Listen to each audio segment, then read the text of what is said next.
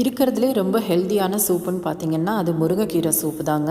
உங்களுக்கு முருங்கைக்கீரை மார்க்கெட்டில் எங்கேயாவது கிடச்சிதுன்னா கண்டிப்பாக இதை ட்ரை பண்ணி பாருங்கள். 10 சின்ன வெங்காயம், ஒரு சின்ன தக்காளி, 10 பல் பூண்டு, ஒரு சின்ன துண்டு இஞ்சி, இது எல்லாத்தையும் ஒரு 3 டம்ளர் தண்ணி விட்டு நல்லா கொதிக்க விடுங்க.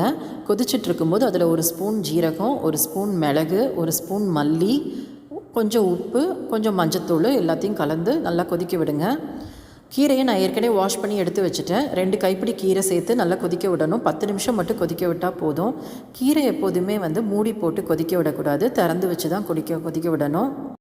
10 மினிட்ஸ் ஆனதும் ஸ்டவ் ஆஃப் பண்ணிவிட்டு கீரையை நல்லா ஆற விட்டுருங்க. கீரை ஆறுனதும் அதை ஒரு மிக்ஸி ஜாரில் போட்டு நல்லா பேஸ்ட்டாக அரைச்சி எடுத்துக்கோங்க. அரைச்சதும் அந்த தண்ணியை இந்த பேஸ்ட்டோடு சேர்த்து மிக்ஸ் பண்ணி ஒரு 2 மினிட்ஸ் மட்டும் கொதிக்க விடுங்க. கொதிக்க விட்டதும் நீங்கள் அதை ஃபில்ட்ரு பண்ணி கூட குடிக்கலாம், இல்லை டைரெக்டாக கூட நீங்கள் குடிக்கலாம். ஃபில்ட்ரு பண்ணி சாப்பிட்றத விட இந்த முருங்கைக்கீரை சூப்பை நம்ம அப்படியே சாப்பிட்டா அதில் இருக்கிற சத்துக்கள் எல்லாமே நமக்கு அப்படியே கிடைக்கும். இந்த முருங்கைக்கீரை சூப்பை நீங்கள் கண்டிப்பாக வீட்டில் ட்ரை பண்ணி பாருங்கள். வாரத்தில் 3 நாள் இந்த சூப் எடுத்துக்கலாம். அது உடம்புக்கு ரொம்பவே நல்லது.